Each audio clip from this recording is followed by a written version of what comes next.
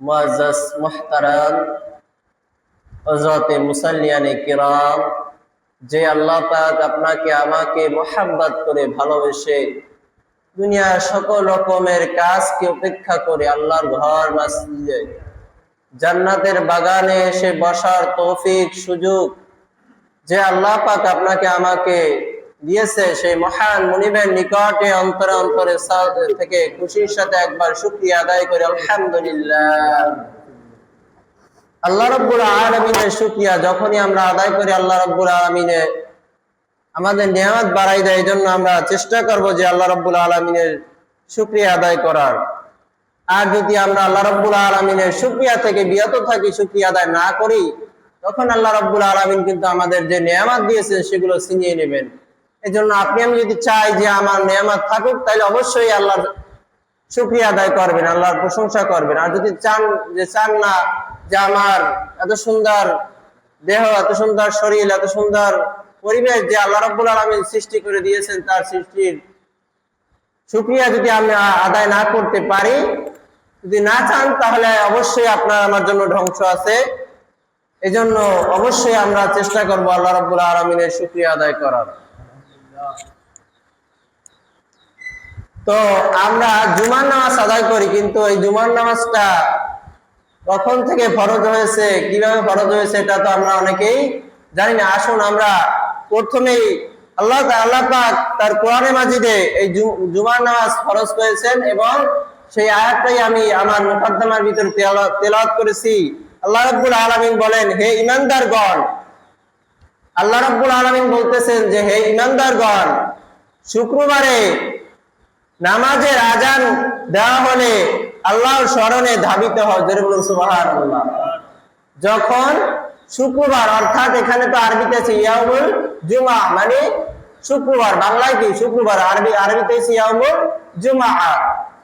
তাইলে এই যে শুক্রবার জুমার নামাজ আইতেছে, এটা আল্লাহ রাব্বুল আলামিন বলতেছে যে যখন শুক্রবার জুমার নামাজ আসে, তখন তোমরা মসজিদের দিক ধাবিত হও, নামাজের জন্য ধাবিত হও। আল্লাহ রাব্বুল আলামিন এই আয়াতে আরো বলেন, এবং তোমরা কি করো, এবং তোমরা তোমাদের বেচাকিনা বন্ধ করো। কিন্তু দুঃখের বিষয় হলো আমরা ঠিকই আয়াত জানি, অনেকে অর্থ জানি, কিন্তু আমরা আমল করতে পারি না। আমরা বেচাকিনা বন্ধ করতে পারি না, আমরা কাজ বাজ বন্ধ করতে না। এখানে বেচাকিনা বলতে কি, আপনার যত রকমের কাজ আছে সবকিছু কাজ বাদ দিয়ে আপনাকে আমাকে পবিত্র জুমার দিনে মসজিদে আসতে হবে, কিন্তু আমরা সেটা পারি না। আমরা মুখে বলি যে আমরা মুসলমান, কিন্তু আমরা সেটা কাজে পরিণত করে দেখাতে পারি না, যে মুসলমানদের যে দায়িত্ব আছে, কর্তব্য আছে, সেটা আমরা পালন করতে পারি না। এই জন্যই আমাদের পর্যায়ক্রমে আমাদের বিপদ আমাদের সাথেই লেগে থাকে এবং আসতেই থাকে বিপদ। দেখবেন যে মুসলমানদের অনেক রাষ্ট্রে নির্যাতিত হতেছে, তার কারণ হলো আমরা মুসলমানিত্ব বজায় রাখতে পারি না। আমরা মুসলমান মুখে বলি, কিন্তু আমরা সেটা অন্তরে ধারণ করতে পারি না, কাজে পরিণত করে দেখাতে পারি না। এই জন্যই বিশ্বের দিকে তাকাইলে দেখা যাবে যে মুসলমানরা লাঞ্ছিত, অপমানিত। তার কারণ, একমাত্র কারণ হলো আমরা মুসলমান নামে হয়েছি, কিন্তু আমরা অন্তর থেকে মুসলমানের হতে পারি না এবং মুসলমানের কাজও করতে পারি না। এই জন্য আল্লাহ রাব্বুল আলামিনের কাছে দোয়া করি, আমরা যেন পরিপূর্ণ মুসলমান হয়ে দুনিয়া থেকে বিদায় নিতে পারি। সকলে বলুন আমিন। আল্লাহ রাব্বুল আলামিন তাহলে এই আয়াতের মাধ্যমে বলেছেন যে তোমরা যখন জুমার নামাজের আজান দেওয়া হয়, তখন তোমরা নামাজের জন্য আজান দেওয়া হয়, তখন তোমরা মসজিদের দিকে ধাবিত হও এবং বেচাকিনা বন্ধ করো, দুনিয়াবি যত কাজ আছে সবকিছু বন্ধ করো। যখন নামাজ শেষ হবে তখন আমরা করতে পারবে এটা, কিন্তু আমরা সেটা করি না। আমরা বেচাকিনা চালু রাখি, যখন ইমাম সাহেব খুতবা শুরু করে তখন আমরা অনেকে যাই, কিন্তু এটা করা ঠিক না। এটা যদি আমরা করি তাহলে কিন্তু আল্লাহ রাব্বুল আলামিনের বরকত, রহমত থেকে আমরা বঞ্চিত হব। এই জন্য অবশ্যই চেষ্টা করব যে আমরা জুমার নামাজ পড়ার জন্য মসজিদের দিক তাড়াতাড়ি হাজির হওয়ার। নবী করিম সাল্লাল্লাহু আলাইহি সাল্লামের যুগে প্রথম জুমার নামাজ কবে হয়েছিল এটা আমরা অনেকে জানি না। আসুন আমরা সে সম্পর্কে আলোচনা শুনি। নবী করিম সাল্লাল্লাহু আলাইহি সাল্লাম মক্কা থেকে মদিনায় হিজরত করার সময় কুবা নামক স্থানে কয়েকদিন অবস্থান করেন। নবী করিম সাল্লাল্লাহু আলাইহি সাল্লাম যখন হিজরত করেছেন অর্থাৎ মক্কা থেকে মদিনায় অবস্থান করেছে, তখন একটা স্থানের নাম হলো কুবা নামক স্থান। সেখানে কয়েকদিন তিনি ছিলেন। নবী করিম সাল্লাল্লাহু আলাইহি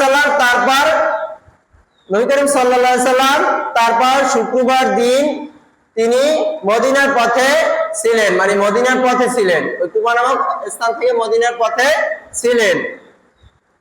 পথে থাকা অবস্থায় বানু সালিম ইবনে আউফ গোত্রের এলাকায়, মানে এরকম একটা গোত্র আছে, সেই এলাকায় একটি খেজুর বাগানে তিনি প্রথম জুমার নামাজ আদায় করে। বলুন সুবহানাল্লাহ। মানে নবী করিম সাল্লাল্লাহু আলাইহি সাল্লাম বানু সালেম ইবনে আউফ এরকম একটা গোত্রের নাম, সেইখানে নবী করিম সাল্লাল্লাহু আলাইহি সাল্লাম প্রথম জুমার নামাজ আদায় করেছে একটি খেজুর বাগানে। এই নামাজে উপস্থিত ছিলেন প্রায় 100 জন সাহাবী। বলুন সুবহানাল্লাহ। প্রায় 100 কম বেশি হতে পারে, কারণ আগের কথাটা অনেকে অনেক মত দিয়ে থাকেন, এই জন্য আমরা প্রায় বলবো, যেহেতু এটা সন্দেহ আছে বলার ক্ষেত্রে। তাইলে আমরা জানলাম যে নবী করিম সাল্লাল্লাহু আলাইহি সাল্লাম বানু সালেম ইবনে আউফ নামক গোত্রে নবী করিম সাল্লাল্লাহু আলাইহি সাল্লাম প্রথম জুমার নামাজ আদায় করেছে।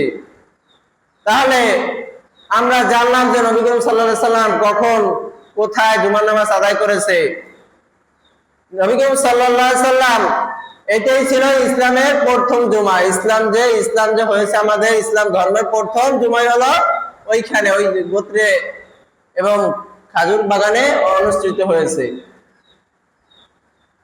3 নাম্বার হলো কেন জুমার নামাজ বিশেষ, মানে এই জুমার নামাজের ফজিলত কেন এত বিশেষ কেন?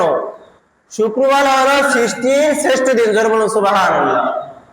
শুক্রবার হলো সৃষ্টির শ্রেষ্ঠ দিন, আর শ্রেষ্ঠ দিন হলো জুমার দিন। জোরে বলুন সুবহানাল্লাহ। সৃষ্টির শ্রেষ্ঠ দিন হচ্ছে শুক্রবার, আর এই শুক্রবারের ভিতরে অর্থাৎ দিনের ভিতরে শ্রেষ্ঠ দিন হলো জুমার দিন। জোরে বলুন সুবহানাল্লাহ। তাহলে অবশ্যই আমরা এই জুমার প্রতি খেয়াল রাখবো এবং জুমার বিষয়ে আমরা বেশি যত্নবান হব। জুমার যে দায়িত্ব আছে এগুলো আমরা পালন করার চেষ্টা করব। অনেক সময় আমরা পারি না। আমরা যখন শ্বশুর বাড়ি যাই, আমরা যখন বেড়াতে যাই, তখন সুন্দর পোশাক পরে আমরা বেড়াতে যাই, কিন্তু আল্লাহর ঘর মসজিদে যখন আসি তখন আদওয়া যত পাঞ্জাবি আর লুঙ্গি আছে এগুলোর ব্যবহার করার চেষ্টা করি। এতে কি হইবে? এত সমস্যা নাই।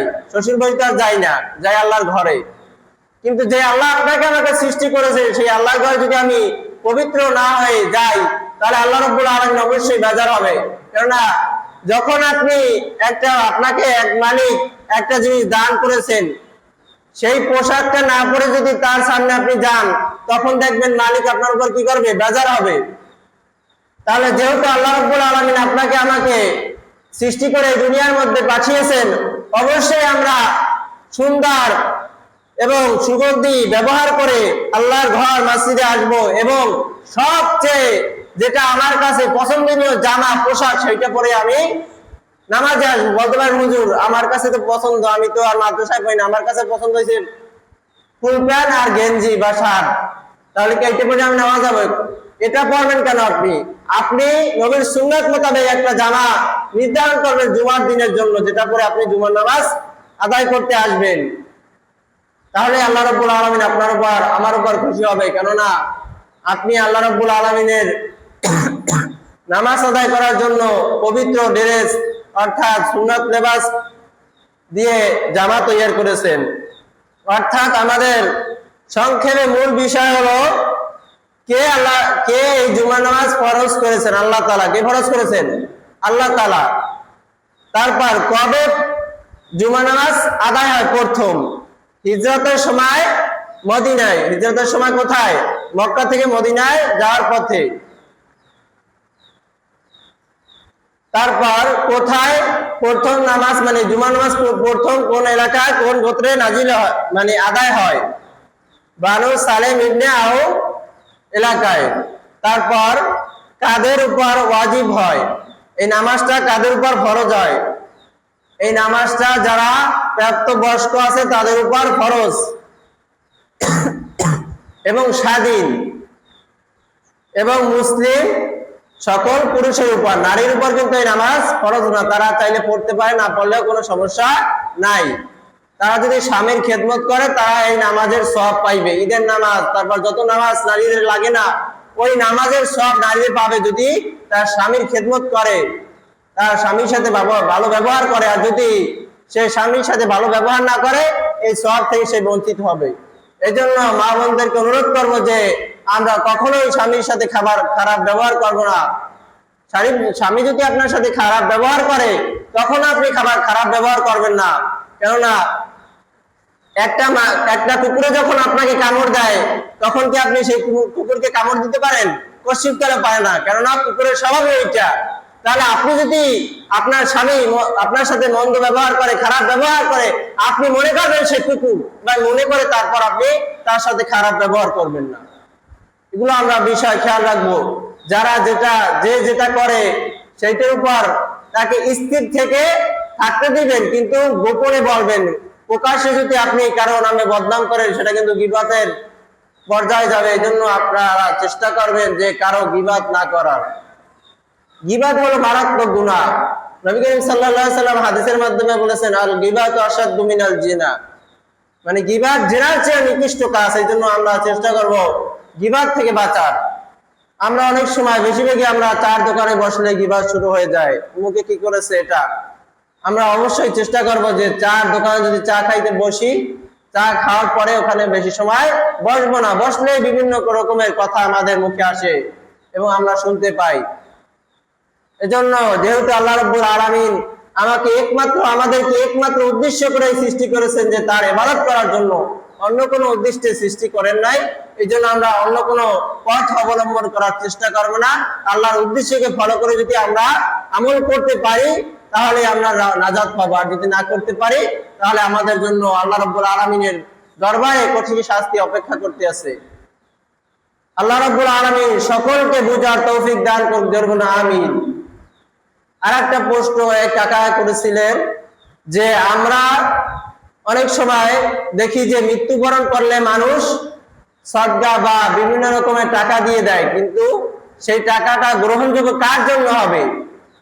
যে ধরেন আপনি যখন 5 ওয়াক্ত নামাজ রীতিমতো পড়েছি, মানুষের সাথে ভালো ব্যবহার করেছি, সবকিছু ঠিক আছে, তার যদি কোনো নামাজের ত্রুটি হয় তখন সেই নামাজের সদকা করা যাবে। আপনি একটা কিছু দান করে দিলেন বা কোরআন শরীফ খতম করাইয়া দোয়া করাইলেন, এটা করা যাবে। কিন্তু যেই ব্যক্তি 12 বছরে নামাজ পড়ে না, তার জন্য যদি আপনি সদকা করে দেন, সেই সদকা আল্লাহ রাব্বুল আলামিনের দরবারে গ্রহণযোগ্য হবে না। এই জন্য আমরা অবশ্যই খেয়াল রাখবো। অনেক সময় দেখা যায় যে আমরা মানুষ মরলেই একটা গরু কাইতে খাওয়াই দিই, মিলাদ দেই, কিন্তু এই মিলাদ দ্বারা আপনার আমার কি পরিমাণ তাদের কবরে সওয়াব যাবে এর কোনো নিশ্চয়তা নাই। কেননা আপনার ওই খাওয়ানোটা মানুষকে দেখানোর জন্য হতে পারে, তার আল্লাহ রাব্বুল আলামিনের দরবারে কোনো মানুষের দেখানো কোনো কাজই আল্লাহ রাব্বুল আলামিনের দরবারে গ্রহণযোগ্য হয় না। এজন্য এই বিষয়গুলো আমরা খেয়াল রাখবো যে আমরা অনেক সময় আমরা ইবাদত করি অনেকেই, কিন্তু সেই ইবাদতগুলো মানুষের দেখানোর জন্য হয়। এই জন্য চেষ্টা করবো আমরা গোপনে কোনো এতিমকে খাওয়াই দেবো গোপনে। আর আমরা করি কি, যারা টাকা দিতে পারবে, যারা বেশি আপনাকে সাহায্য করতে পারবে, বাড়ির আশেপাশে যত বড় আত্মীয় স্বজন আছে তাদেরকে ডেকে এরপর দাওয়াত খাই।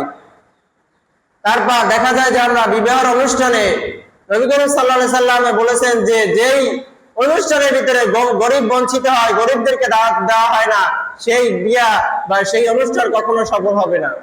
এই জন্য আমরা চেষ্টা করব যে আমরা যে কোনো অনুষ্ঠানই করি না কেন, সেই অনুষ্ঠানের ভিতরে এতিম মিসকিন যারা আছে, অসহায় যারা আছে, তাদেরকে দাওয়াতে রাখার, কিন্তু আমরা সেটা পারি না। আমরা চেষ্টা করি যে গরিবকে যদি দাওয়াত দিই, সে তো আমাকে 5 টাকা দিয়ে হেল্প করবে না, সাহায্য করবে না। এই জন্য আমরা বড় বড় যারা টাকা দিতে পারবে তাদেরকে আমরা দাওয়াত দিই, এটা করা আমাদের ঠিক না। এই জন্য আমরা চেষ্টা করব যে এতিম মিসকিন যারা আছে তাদেরকে দাওয়াত দিয়ে খাওয়ানো। এরকম যদি আমরা করতে পারি, অবশ্যই যারা মৃত্যুবরণ করেছে, নামাজ পড়ার চেষ্টা করেছে, তাদের নামাজের সদকা হিসাবে এটা হয়ে যাবে। আর যদি আমি সারা বছর নামাজ পড়ি না, এখন সে মারা গেছে, হুজুর এখন কি করতে পারি, সে তো নামাজ পড়ে নাই, এখন যদি সদকা দিয়ে দিই 1 লাখ টাকা 1.5 লাখ টাকা, তাতে কোনো কাজ হবে না। এই বিষয়গুলো আমরা খেয়াল রাখবো যে সদকা করলেই কখনো কারো গুনাহ মাফ হয়ে যায় না, সেটা শর্ত সাপেক্ষে হতে হবে। এজন্য আল্লাহ রাব্বুল আলামিন সকলকে বুঝার তৌফিক দান করুক। ওয়া আখিরি দাওয়ানা আলহামদুলিল্লাহি রাব্বিল আলামিন।